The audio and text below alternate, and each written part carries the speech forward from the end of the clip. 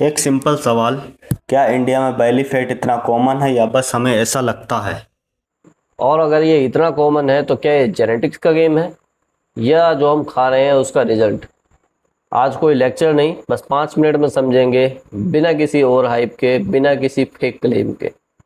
Mirror के सामने जाओ, शर्ट उठाओ, और अगर पेट थोड़ा बाहर दिखता है तो टेंशन मत लो, क्योंकि तुम अकेले नहीं हो। प्रॉब्लम सिर्फ लुक की नहीं है।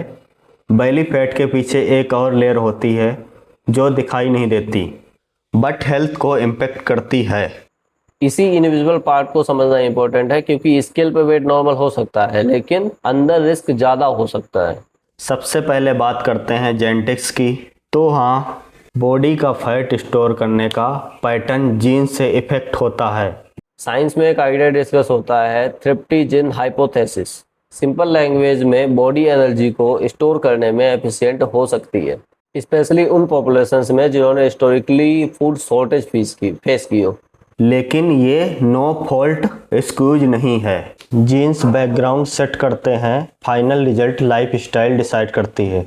यानी सेम जीन्स के साथ भी दो लोग अलग रिजल्ट दे सकते हैं अगर उनका फूड, स्लीप और मूवमेंट अलग हो। इसलिए मेरे जीन्स ऐसे हैं बोलकर बात खत्म नहीं होती। एक और कॉन्सेप्ट है toffee, thin outside fat inside. मतलब बंदा दिखने में स्लिम हो सकता है बट अंदर विजुअल फैट ज़्यादा हो सकता है।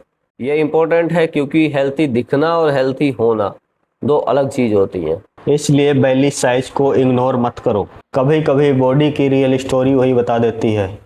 अब बात करते हैं सबसे रियल पार्ट, लाइफ स्टाइल की। इंडिया में प्रॉब्लम ये नहीं कि अनहेल्दी फूड एग्जिस्ट करता है, प्रॉब्लम ये है कि वो too easy, too cheap, too normal हो गया है। कॉर्नर पर समोसा, गली में मोमोज, ऑफिस के बाहर कोल्ड ड्रिंक्स एंड घर के अंदर रोटी राइस रिपीट, यही चल रहा है बस। और जब प्रोटीन कम, कार्ब्स ज़्यादा, मूवमेंट कम और स्लीप रैंडम, तो बॉडी फैट स्टोर करने के डायरेक्शन में चली जाती है। इंसुलिन को सिंपल वर्ड्स में समझो, ये ब्लड शुगर को मैनेज करता है। लेकिन जब बार बार ज़्यादा कैलोरीज और शुगरी ड्रिंक्स आती हैं, बॉडी का बैलेंस बिगड़ सकता है। इसका मतलब कार्ब्स विलन नहीं है, प्रॉब्लम क्वांटिटी, क्वालिटी और कंटेस्ट का होता है। अब एक सीरियस पॉइंट, बेली फैट सिर्फ कॉस्मेटिक इशू नहीं है। स्पेशली विजुअल फैट जो ऑर्गन्स के आसपास होता है वो हेल्थ रिस्क बढ़ा सकता है। Diabetes, high blood pressure, fatty liver और हार्ट डिजीज, इन सब में बेली फैट एक इम्पोर्टेंट रोल प्ले कर सकता है।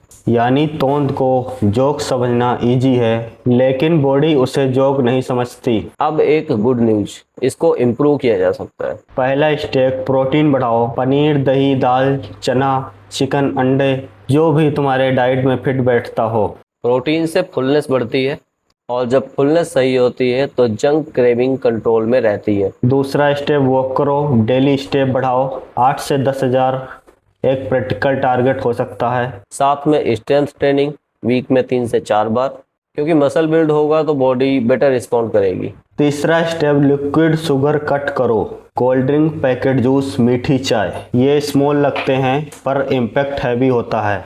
फोर्थ, स्लीप, नींद खराब, हंगर सिग्नल खराब, रूटीन खराब, कंसिस्टेंसी खराब। बेली फैट का मतलब फेलियर नहीं होता।